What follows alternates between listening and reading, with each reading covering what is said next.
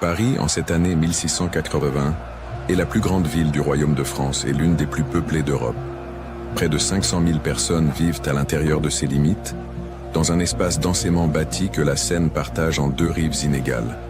La rive droite, plus étendue, concentre l'essentiel du commerce, des marchés et des activités artisanales. La rive gauche abrite les collèges, les couvents et une partie des faubourgs en pleine expansion. Au centre, l'île de la Cité reste le cœur ancien de la ville, avec la cathédrale Notre-Dame, le palais de justice et un enchevêtrement de ruelles serrées où vivent des familles modestes entassées dans des maisons vétustes. Le roi Louis XIV ne réside plus guère à Paris. Depuis plusieurs années, il a fait de Versailles le centre véritable du pouvoir. La cour s'y est installée progressivement, entraînant avec elle une partie de la haute noblesse. Mais Paris reste la capitale administrative, économique et culturelle du royaume.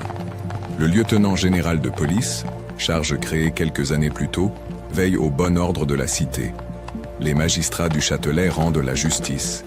Les prévôts des marchands administrent les affaires municipales. La ville fonctionne selon une organisation qui mêle autorité royale, traditions corporatives et usages locaux profondément enracinés. Le matin, Paris s'éveille bien avant l'aube. Les premiers à se lever sont ceux dont le métier exige une préparation longue. Les boulangers ont travaillé une partie de la nuit pour que le pain soit prêt aux premières heures. Les porteurs d'eau commencent leur tournée dès que la lumière le permet, puisant dans la Seine ou aux fontaines publiques avant de monter les étages des immeubles pour livrer leurs clients. Les maraîchers des faubourgs et des villages voisins arrivent par les portes de la ville, avec leurs charrettes chargées de légumes, de fruits et d'herbes. Ils se dirigent vers les Halles, le grand marché central, situé près de l'église Saint-Eustache, où ils installent leurs étals dans un brouhaha de voies, de roues sur le pavé et de caisses que l'on décharge. Les Halles forment un monde à part dans la ville. On y trouve de tout ce qui se mange et une bonne partie de ce qui s'utilise au quotidien. Les poissonnières occupent un espace distinct, leurs étals garnis de poissons de rivière et, pour les jours de grands arrivages, de poissons de mer acheminés depuis les côtes normandes dans des paniers couverts de paille humide. Les bouchers découpent les viandes sur de larges billots de bois. Les fromagers disposent leurs marchandises sur des claies. Les marchandes de légumes crient les prix pour attirer les acheteuses qui circulent entre les rangées, paniers au bras, comparant la qualité et négociant chaque achat. Ce marché nourrit une ville entière, et son activité ne faiblit qu'en fin de matinée, lorsque les étals commencent à se vider. Dans les quartiers résidentiels, la journée commence de manière différente selon la condition sociale. Dans un hôtel particulier du Marais, le maître de maison est réveillé par un valet qui lui apporte un broc d'eau tiède et un linge pour la toilette du visage et des mains. Il enfile une chemise propre, élément central de l'hygiène telle qu'on la conçoit alors, puis se fait habiller avec l'aide de ses domestiques. Le petit déjeuner, s'il en prend un, consiste en un bouillon léger ou un morceau de pain accompagné de vin coupé d'eau. Les femmes de la maison procèdent à leur propre toilette, plus élaborée, qui comprend la coiffure et l'application de poudres et de fards pour celles qui suivent les modes de la cour. Quelques rues plus loin, dans un immeuble de rapport du quartier Saint-Denis, une famille d'artisans commence sa journée dans un espace bien plus restreint. Le logement se compose de 2 pièces, parfois 3, situées en étage. La pièce principale sert à la fois de cuisine, de salle à manger et de lieu de travail pour les tâches domestiques. La seconde pièce fait office de chambre pour toute la famille. Le mobilier est simple mais fonctionnel. Une table de bois, quelques escabeaux, un coffre pour le linge, un lit garni d'une paillasse et de couvertures de laine. La femme de l'artisan allume le feu dans la cheminée, seule source de chaleur et de cuisson, puis prépare une soupe avec les restes de la veille et un peu de pain. Les enfants mangent rapidement avant de partir, les uns à l'école de charité tenue par les frères de la paroisse, les autres à l'atelier où ils commencent leur apprentissage. Le travail structure la journée parisienne. La ville compte des dizaines de corporations qui encadrent les métiers. Chaque corporation possède ses règlements, ses maîtres, ses compagnons et ses apprentis. Le menuisier ouvre son atelier au rez-de-chaussée de sa maison, les volets rabattus formant une sorte de comptoir donnant sur la rue. Le tailleur reçoit ses clients dans une pièce étroite où les étoffes sont rangées sur des étagères. Le serrurier travaille le métal au son régulier de son marteau. L'imprimeur, dans les quartiers proches de la Sorbonne, fait tourner ses presses avec l'aide de plusieurs ouvriers. Chaque rue a sa spécialité, ses bruits, ses odeurs Et les Parisiens savent reconnaître un quartier autant par ce qu'ils entendent et respirent que par ce qu'ils voient. Les rues elles-mêmes sont un spectacle permanent. Étroites pour la plupart, mal pavées, elles accueillent un trafic incessant de piétons, de cavaliers, de charrettes, de carrosses et de chaises à porteurs. Le centre de la chaussée est occupé par un ruisseau à ciel ouvert qui reçoit les eaux usées des maisons riveraines. Les passants marchent le long des murs, tentant d'éviter les éclaboussures et les déjections animales qui jonchent le sol. Les cris des marchands ambulants se mêlent au bruit des roues sur les pavés et aux appels des cochers qui réclament le passage. Le vinaigrier promène son tonneau sur une charrette à bras. La marchande de lait porte ses seaux en équilibre. Le rémouleur annonce sa présence d'une voix forte. Chaque métier ambulant a son cri distinctif, que les Parisiens reconnaissent sans même lever les yeux. Les bâtiments qui bordent ces rues présentent une variété considérable. Les maisons les plus anciennes sont construites en bois et en torchis, avec des étages en encorbellement qui avancent au-dessus de la rue et réduisent encore la lumière au niveau du sol.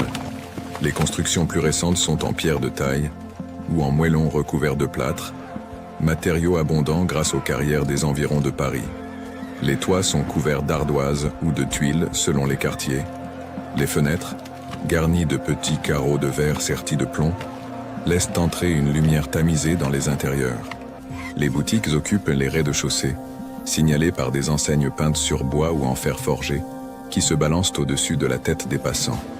Les églises ponctuent le paysage urbain de leurs clochers et de leurs façades. Paris compte plusieurs dizaines de paroisses, chacune formant un petit monde avec son curé, ses marguilliers, ses confréries et ses habitudes. La messe du matin rassemble une partie des fidèles avant le début du travail. Les cloches rythment la journée, sonnant les heures, les angélus, les offices et les événements exceptionnels. L'église est aussi un lieu de rassemblement social.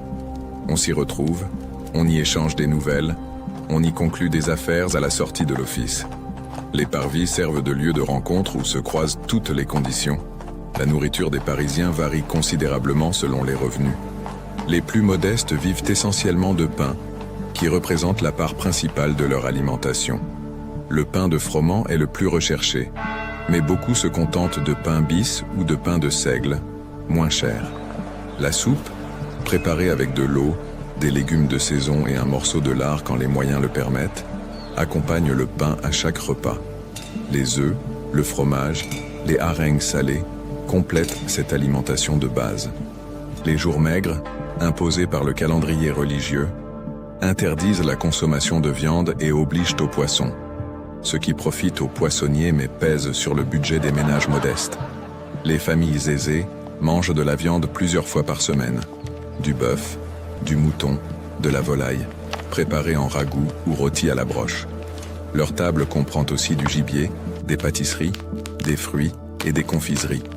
L'après-midi, l'activité de la ville se poursuit sans relâche. Les compagnons et les apprentis travaillent dans les ateliers jusqu'à la tombée du jour. Les marchands reçoivent leurs clients. Les domestiques des grandes maisons accomplissent leurs tâches, le ménage, la lessive, les courses, la préparation des repas. Dans les jardins des Tuileries et du Palais Royal, la bonne société se promène, échange des salutations, discute des nouvelles du jour. Ces espaces ouverts constituent des lieux de sociabilité où se retrouvent les personnes de qualité, les bourgeois enrichis et les ambitieux qui cherchent à se faire remarquer. Le Pont-Neuf, malgré son nom, est déjà un ouvrage ancien à cette date, mais il reste l'un des lieux les plus animés de la ville. Large, dégagé, il offre un espace de promenade et de commerce sans équivalent. Les saltimbanques y installent leurs tréteaux. Les charlatans vendent leurs remèdes miraculeux. Les libraires ambulants proposent des gazettes et des pamphlets. Les pickpockets profitent de la foule pour exercer leur activité. Les Parisiens de toutes conditions s'y croisent dans un mélange qui n'existe nulle part ailleurs dans la ville, avec autant d'intensité. Le soir, la ville change progressivement de visage. Les ateliers ferment. Les apprentis rangent les outils. Les boutiques sont closes par des volets de bois que l'on barre de l'intérieur. L'éclairage public, une innovation relativement récente instaurée sous l'impulsion du lieutenant de police Larénie, consiste en des lanternes à chandelles suspendues au milieu des rues principales. Cette lumière, bien que faible, marque une différence notable avec les décennies précédentes où les rues étaient de plonger dans une obscurité totale après le coucher du soleil. Les lanternes sont allumées par des préposés qui parcourent les rues avec une échelle et une torche. Leur lumière vacillante dessine des cercles pâles sur le pavé, laissant dans l'ombre les recoins et les ruelles adjacentes. Le souper est le repas principal de la journée pour la plupart des Parisiens. Dans les foyers modestes, il se prend autour de la table commune, à la lueur d'une chandelle de suif qui fume et éclaire mal. La soupe est servie dans un plat unique où chacun trempe son pain. Les conversations portent sur le travail du jour, les commandes à venir, les prix au marché, les nouvelles du quartier. Dans les maisons bourgeoises, le souper est un repas plus élaboré, servi en plusieurs plats, accompagné de vin et parfois suivi d'une veillée où l'on reçoit des visiteurs. Les domestiques assurent le service et se retirent ensuite dans leur propre quartier, souvent au dernier étage de la maison ou dans les dépendances. La nuit parisienne est loin d'être silencieuse. Le guet, troupe chargée du maintien de l'ordre nocturne, patrouille dans les rues principales. Les cabarets restent ouverts une partie de la soirée, accueillant les ouvriers, les soldats en permission et les noctambules de toutes sortes. Les théâtres, dont la Comédie Française récemment fondée, donnent leurs représentations en fin d'après-midi et en début de soirée, attirant un public varié qui se disperse ensuite dans les rues environnantes. Les prostituées occupent un certain carrefour connu de tous. Les voleurs et les mendiants se retirent dans leurs refuges, les cours des miracles que la police s'efforce de démanteler sans jamais y parvenir complètement. Dans les logements, les familles se préparent pour la nuit. Les enfants dorment souvent à plusieurs dans un même lit ou sur des paillasses posées au sol. Les adultes se déshabillent partiellement, gardant leur chemise pour dormir. Le pot de chambre est placé à portée de main. Les volets sont fermés. Le feu est couvert pour conserver quelques braises jusqu'au matin. Le silence s'installe progressivement dans les étages, ponctué par les bruits de la rue qui filtrent à travers les murs.